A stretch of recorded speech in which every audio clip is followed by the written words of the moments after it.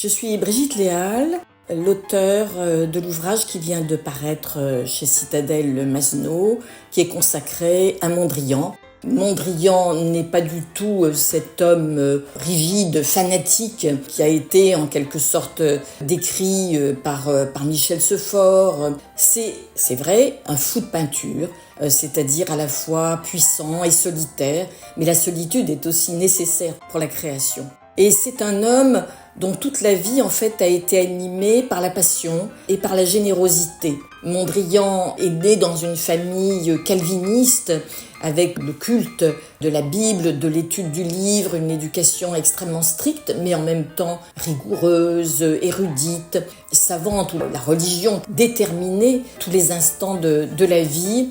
Et sa première école artistique, il ne l'a pas fait vraiment à l'académie, mais dans la nature.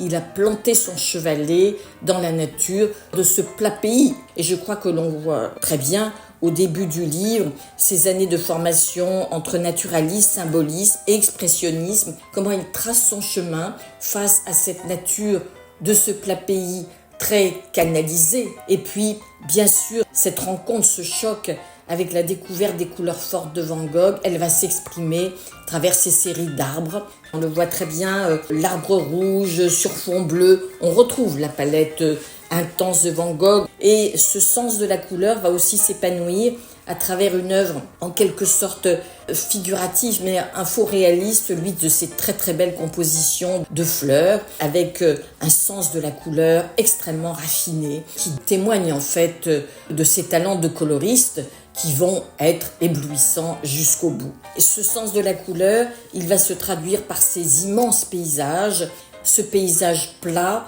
où se dresse simplement le clocher, le village regroupé autour du clocher, des moulins. On voit très très bien cette figure impressionnante de ce moulin rouge sur fond bleu qui domine ses premières compositions.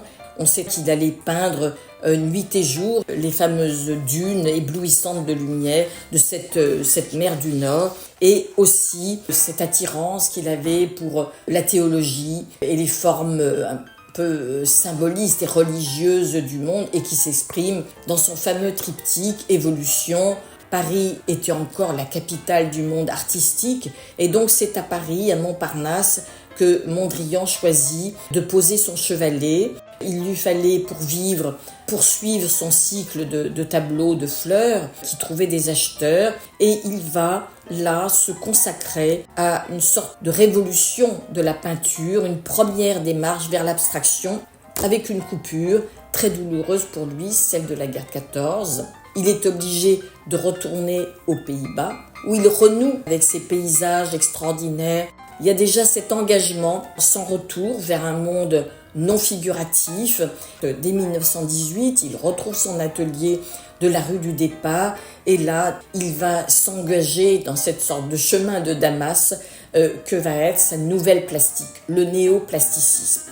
Rupture radicale avec la représentation. Désormais, le monde de Mondrian va se résumer à 3 couleurs, le bleu, le rouge, le jaune, et une trame de lignes qui se croisent. Mondrian a rêvé d'une utopie absolue où cette beauté des couleurs et des lignes transforme la maison. Comment ces couleurs peuvent réinventer la maison et ensuite le monde. C'était un homme qui après s'est immergé dans la ville moderne. Ils étaient transcendés par les rythmes du jazz, et on va retrouver ces rythmes, ces scansions dans toute sa peinture. Et c'est là où on voit, grâce aux très nombreuses reproductions, comment tous ces tableaux, tout ça a obéi à une espèce de formidable rythmique qui fait évoluer sans arrêt ses compositions. En 1933, le couperet tombe avec la prise du pouvoir par les nazis à Berlin. Mondrian sait qu'il ne pourra pas rester à Paris. Il décide de s'exiler à Londres. Il rend une sorte d'hommage à la ville qui l'accueille, à Londres, et il peint ses tableaux, Trafalgar Square, etc. Mais c'est une période très brève. Il sent qu'il est obligé de repartir. Il prend la décision de s'embarquer pour les États-Unis. Il va à Broadway, bien sûr. Il va dans les boîtes de jazz. C'est le boogie-woogie qui triomphe à ce moment-là. On retrouve dans ses formidables derniers tableaux les trois couleurs, mais désormais les lignes noires s'effacent au profit du triomphe unique de la couleur. C'est une œuvre complètement différente, constituée à partir de bandes de papier collé sur laquelle il va travailler intensément pendant les derniers mois qui lui restent à vivre. Cette passion pour sa peinture, elle va triompher jusqu'à son dernier souffle, notamment à travers ses derniers tableaux, Victory Boogie Woogie, la victoire. Mondrian participe à des événements justement pour le soutien de ses campagnes et donc ce terme de Victory Boogie Woogie, il incarne aussi pour Mondrian le combat qu'il a mené toute sa vie jusqu'au bout, c'est-à-dire le triomphe du bien contre le mal, le triomphe de la beauté.